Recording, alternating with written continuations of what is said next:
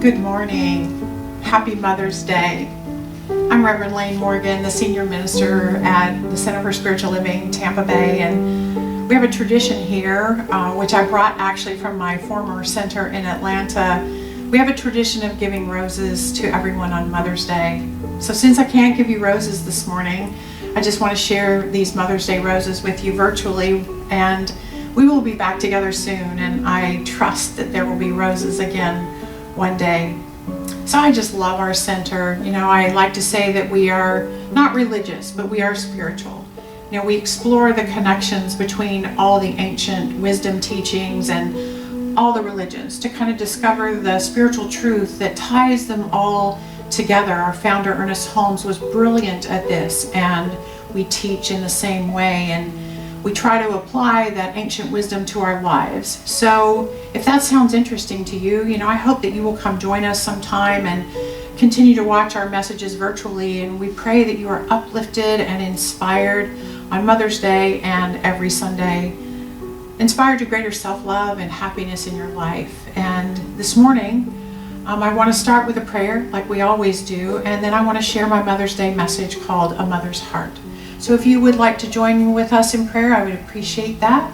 Just center yourself right where you are. Take a deep breath. I like to say the deepest breath you've had all day. And bring your attention fully to this moment and to this time of affirmative prayer. I'll speak these words in first person and invite you to take them as your own. And here is what I know. What I know on this lovely day where we celebrate mothers is that life is based in love. Life is love, because life is a spiritual experience, and everything of spirit is love. What I know is that life is good. The core of every experience is joy and harmony and connection and peace.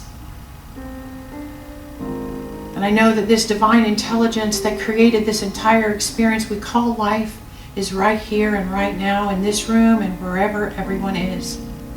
It is everywhere present. It is all-knowing and all-powerful. I call that God. It is called by many names. The universal life energy that simply is. And when I know that it is all one, I know that I am a part of that. I know that each and every one that hears this prayer is a part of that too. I have at my very core the love of God, the confidence of God, the joy of God, the peace of God. It's all within me, just awaiting my alignment with it, and so I do that now. And I speak a blessing word over this morning that we share. I know that this is a holy day because every day is a holy day. It's a day for love, it's a day for connection, it's a day for healing and transformation. And so I call our time that we share together in this message beautiful and inspiring. I'm so thankful for the opportunity to get to share this lesson. I'm thankful for my technical team that's here in the room with me, supporting this effort, supporting this ministry in the ways that they do. I'm thankful for each and every one who's listening, both nearby and far away. I'm so grateful. So with that heart of gratitude, I just let it go and let it be. And I invite you to affirm with me together as you accept these words as your own. And so it is. And so it is. So I'd like to talk this morning about a mother's heart, and I want to start with a quote from Paulo Coelho. He says, "Listen to your heart. It knows all things because it came from the soul of the world, and it will one day return there." It was brought to my attention this week that the very first sound an embryo hears is its mother's heartbeat. Pretty much that means you are imprinted by the sound of your mother's heart. The universal sound in our inner ear is that of a heartbeat. There's a rhythm to a heartbeat that's so beautiful. I don't know about you, but I have a few key memories in my life that have to do with a heartbeat. And I want to share just a couple of them with you. One of my earliest favorite memories as a child, was lying on my grandmother's lap. It was my mother's mother. Her name was Ruth. And she would sit on one end of the sofa and invite me to place my head on her lap. And while I laid there, she would just hum some little tune. I never really knew what she was humming, kind of in a distracted way, and she would play with my hair by just looping it behind my ear. It was one of the most soothing experiences of my life. I remember just lying there listening to her humming, but also listening to the sound of her heart beating in her body. And often I would just fall asleep there on her lap, listening to her heart, and the next thing I would know, I was waking up to the smell of her cooking something in the kitchen. It was a mystery how she was able to get my head off her lap onto the sofa and sneak away and start cooking while I slept. It was a trick that I would perform many times with my own child. And my grandmother's heartbeat kind of echoes in my memories now that she's gone from my physical experience. And I think of her this Mother's Day. Another memory I have of listening to a heartbeat was when my father was on his deathbed. I was 19 years old, and about 10 days before he died, I had been having my last visit with him, and I had to return to college later that day. So I asked my mom if I could have some alone time with my dad before I left. And when I was alone in his hospital room with him, I got up on the bed beside him, and I laid my head on his chest so I could hear his heartbeat. And even though he was so sick and he wasn't conscious at that time, he was in his dying process, but his heartbeat was so very strong, I could almost feel it on my face, and I can still hear it in my memory. I'm so thankful that I thought to be with him in that way that day. And of course, if you give birth to a child, one of the favorite moments of pregnancy, whether you're the mother or the father, is when you get to hear the heartbeat for the first time on a sonogram. This whooshing sound is very beautiful, and you never forget it. You know, as you know, many of you know, my daughter has physical challenges, and one of the major ones involves her heart. So she's had so many echocardiograms that I've sat through, and I find the sound of the whooshing of her heart almost mesmerizing as we would sit in those darkened rooms in hospitals over the years. I could never detect the problems that the doctors could hear, but I just enjoyed the sound of the heart doing its work. So those are a few of my memories, and I invite you to think for yourself about your lifetime experiences of listening to someone else's heartbeat. And if you don't have such a memory, I encourage you to make such a memory the first chance you get, because it's powerful. Personally, I think I must like listening to hearts. You know, I have these custom earplugs I sleep in, and even if it's quiet in the house, I will often put them in because I can hear my own heartbeat, my own breath, and it soothes me as I fall asleep. That thump, thump, thump, thump rhythm is just awesome to me. So our monthly theme for Centers for Spiritual Living for the month of May is Listen to Your Heart. And although I don't think they meant it the way that I've been talking about it, but I think listening to your heart is a very wise piece of advice. You know, today on Mother's Day, I want to invite you to actually listen to a particular part of your heart. I want us to listen today to the divine feminine heart that is within each and every one of us. We each have a heart voice, this primal, intuitive voice. It's within us, and it speaks to us of wisdom and guidance and love. I believe it is our internal, universal mother's heart. And the more we listen to it, the greater spiritual guidance we can experience in our lives. Our heart voice is the voice of our inner guide, that loving voice within us that encourages us to do our very best, to remember who we are and what power we are connected to all the time. The voice of our heart is always there if we listen and pay attention. To paraphrase Glinda the Good Witch in The Wizard of Oz, she said something like this. She said, everything we were looking for was right there with us all along. Everything we need to know and need to hear is within our hearts all the time. So the question becomes, why don't we listen to our hearts and pay attention to its guidance and its wisdom? I think the answer is complicated. and may be different for each of us. But one reason I think we don't listen to our hearts is the same reason we don't listen to anything. We can't hear it.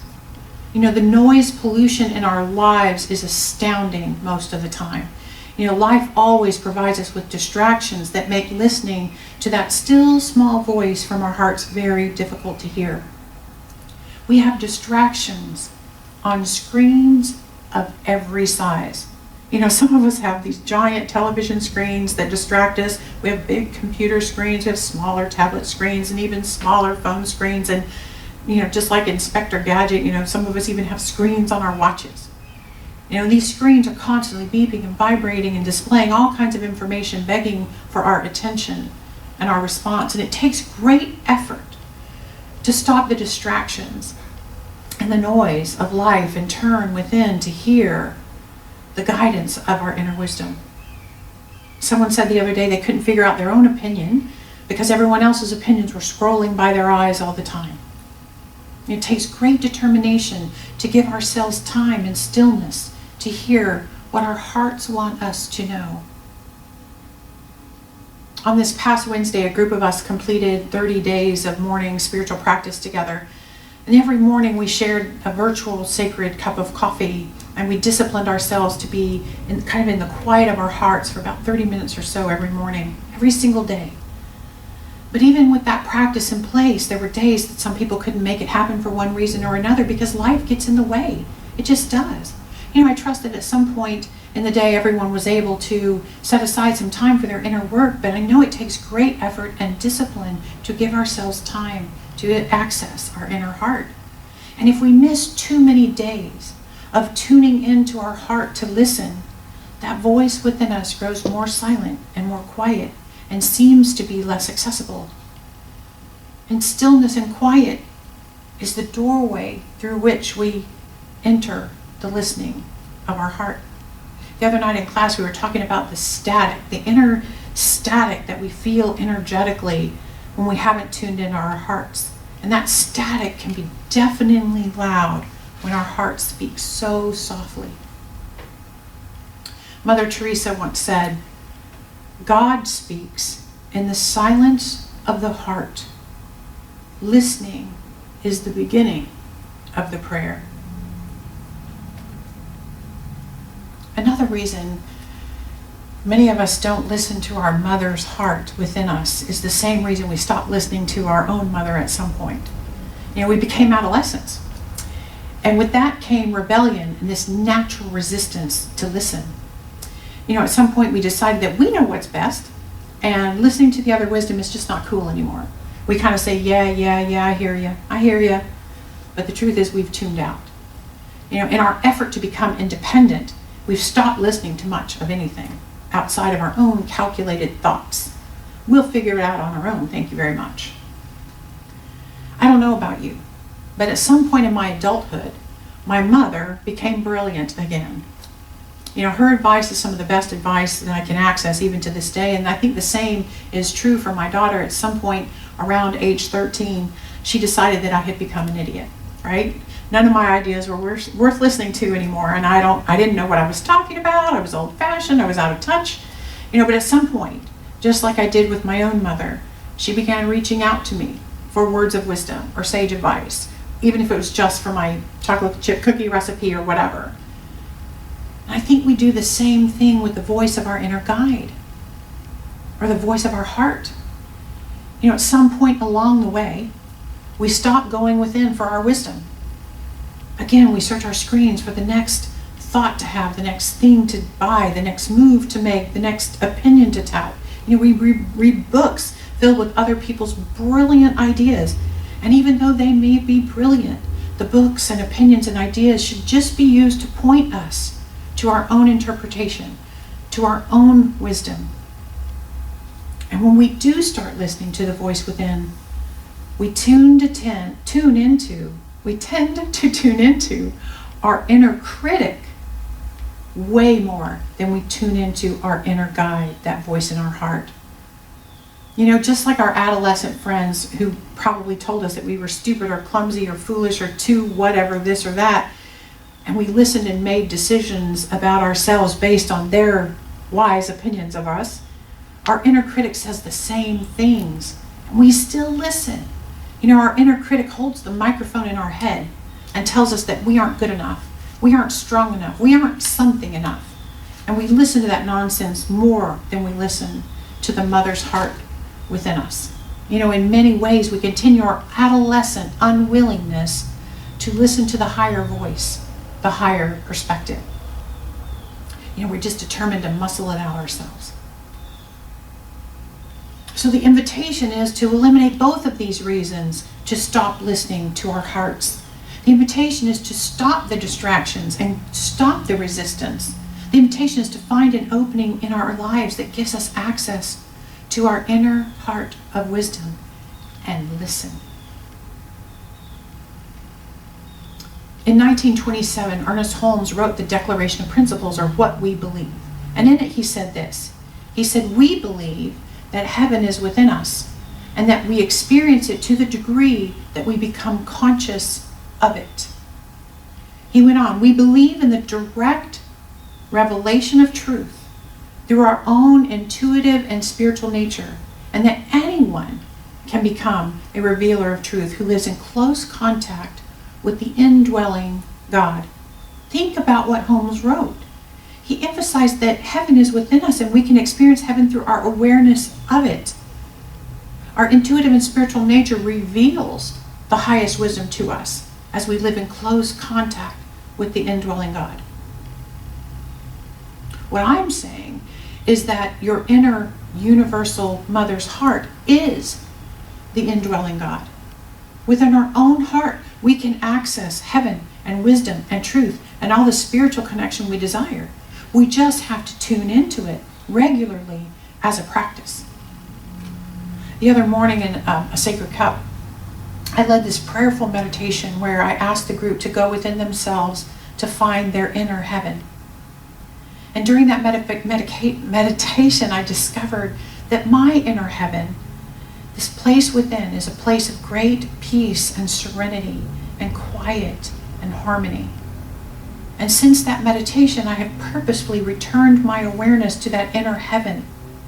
And I have found that it's always there. It's just waiting for me to return to it. I was reading a piece by Reverend Noreen Rian, where she poetically describes listening to your heart. She writes, "There are moments in our lives when we are startled into reality by a sound, a word, or indeed a silence. This sometimes gentle, sometimes raucous sound whispers to us a sudden recognition of our own belonging in this strange world, and we become deafened with a truth beyond the horizons of our everyday lives. Silence and sound create an inseparable duality. The stillness and its corresponding resonance simply are. Silence is the cantus firmus of life, the steady, regular life force to which all our true experiences are melodiously added." I think what she's saying is that the heartbeat of life, that steady, regular life force,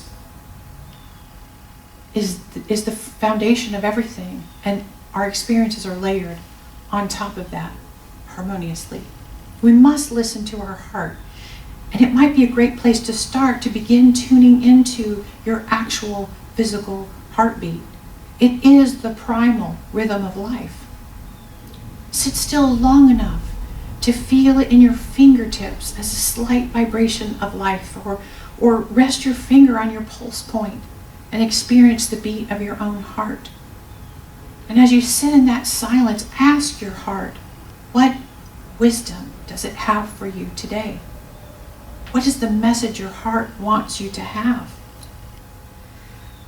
One clue is that your inner guide, the voice of your heart, will always be loving and compassionate. If you're listening to the indwelling God, the message will always be a call to a higher perspective, a call to deeper love, a call to forgiveness, a call to gratitude, a call for empathy, a call for a vision of oneness. And when we begin to do this, our vision of life improves. The spiritual teacher and author Mark Nepo shares this story about his beloved grandmother, which I want to share on this Mother's Day. Mark Nepo writes, "My beloved immigrant grandmother lived to be 94, and I loved to spend time with her. During the last spring of her life, on a beautiful day in May, I went to see her and found her sitting on the edge of her bed, feeling glum. When I asked her what was wrong, she looked at the small window in her room and in her Russian accent said, 'Ah, it's a gray day.' I immediately thought, oh no, she's not lucid. Then I looked at the window and saw that it hadn't been cleaned for 6 months. So I said, 'Grandma, the window's dirty. We'll get it cleaned and I'll take you to the courtyard.' She looked at the window, and with the recognition and humor of someone who's been here almost 100 years, she sighed and said, 'Ah, got a dirty eye, see a dirty world.'" He goes on to say, "I can't tell you how many times that has helped me. We need to be aware that the mind and heart, our very being, gets filmed over by experience. Cleaning is a form of introspection, a form of gratitude, of leaning into what is precious.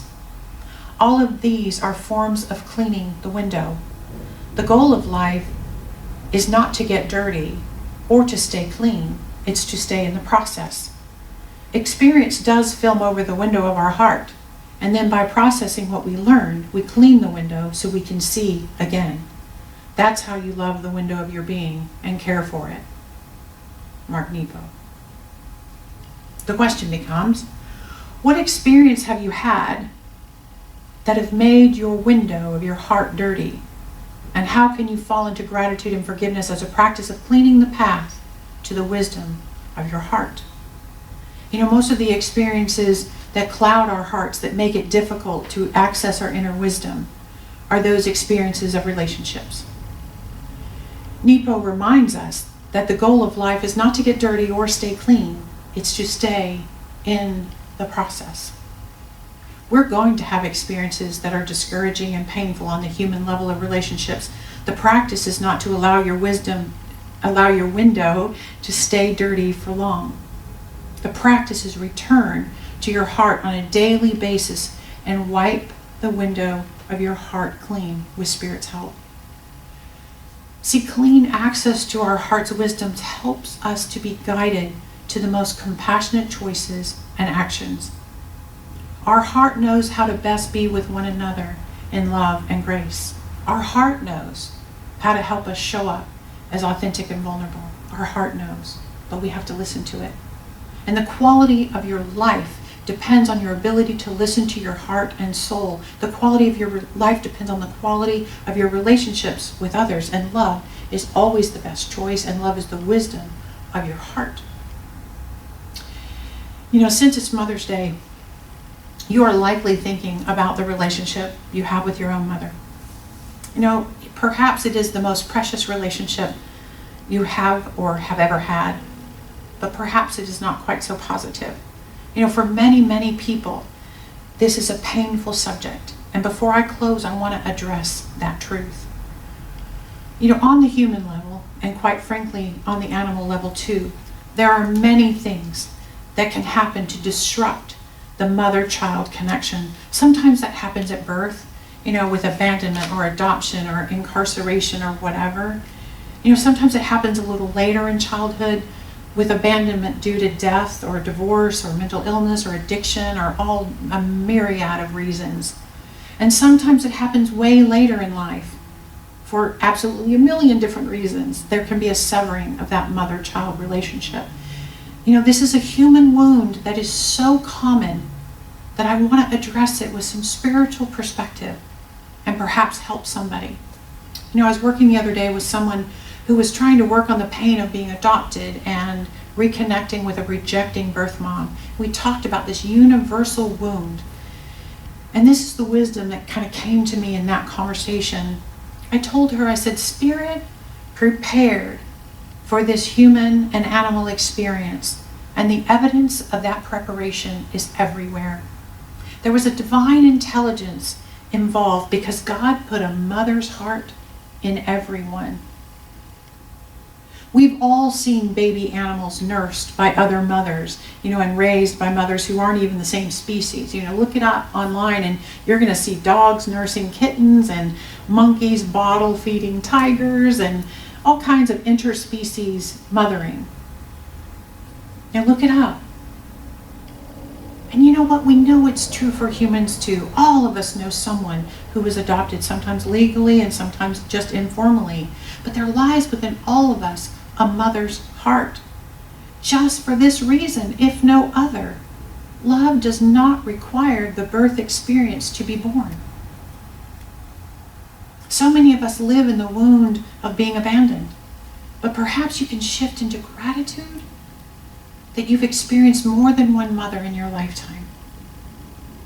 God provided a physical vessel through which you could come into form. And then Spirit provided other mothering hearts around you to take it from there. And if this happened later in your lifetime, if you're open to receive and willing to allow your need for nurturing to be shared, Spirit will provide a mothering heart for you all along the way. It just takes great courage to open ourselves up to mothering and nurturing. And here's what I know. Mothering can also and must also be an inside job. Receiving unconditional love and wisdom and nurturing begins within each one of us. It's lovely when there's another human being providing that additional support in those areas, but it still remains this inside loving and inside nurturing.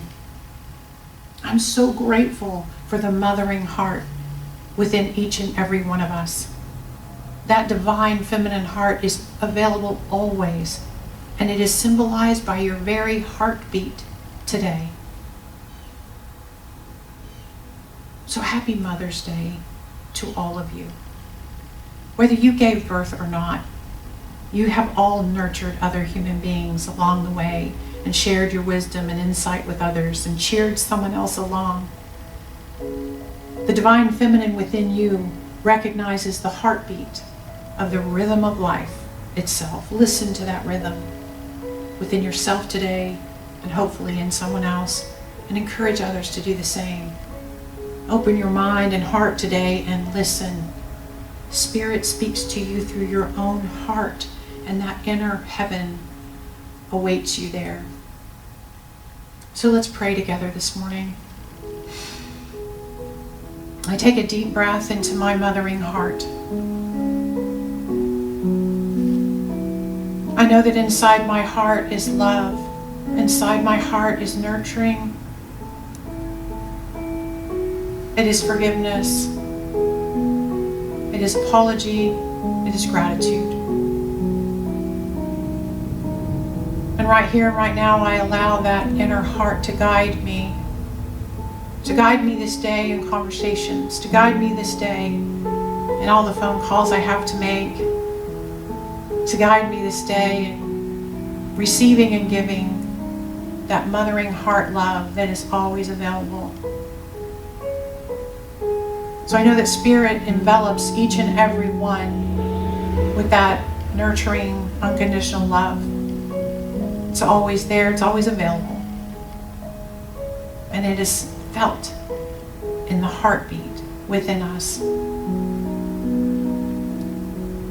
The very first gift we ever received was our heartbeat.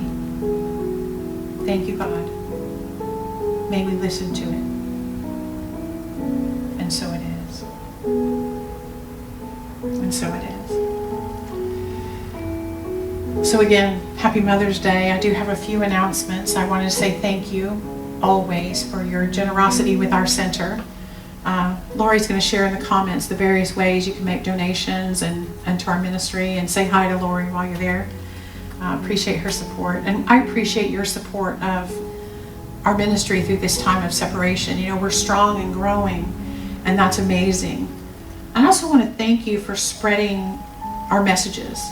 So many of you share our Facebook videos and things like that, share them with your friends, and we want all of Tampa Bay to know that there's a place where they can go for positive and encouraging messages and friendships and connections. And as you can imagine, we're considering and thinking about how and when we're going to come back together. Your newly elected board will be meeting this week to strategize more about that. So be watching for an email or a single message about that by email or the newsletter or Facebook. We will get the information out once we decide what we're doing and when. And until we can get back together, please continue to watch us on Facebook Live on Sundays. We're glad you're here this morning. And additionally, we meet on Zoom every Wednesday night at 7 for a community class. It's kind of a basic spirituality class and an open discussion about kind of how we're doing, but also the lesson for the week. If you need a link for that, please check out the newsletter or send an email through our website and ask for it, and we happily invite you into that group on Wednesday nights. I want to also say that in the newsletter for the last several weeks, there's been an invitation to create a mask for our wall in the fellowship hall. So if you're interested in making a mask for our display, and you need some glue and you need paint and stuff, please reach out and make an appointment to come here to the center. We have supplies here, and we're happy to encourage you in your creativity. The request is you just bring your own cardboard box, because you're going to need to cut that up to make your mask. But I want to publicly thank my technology team, Ellen and Lori, for being with me here every week, no matter what. And to all of you, thanks for joining us. Know that you are loved, and we can't wait to see you in person. Have a lovely Mother's Day. Namaste.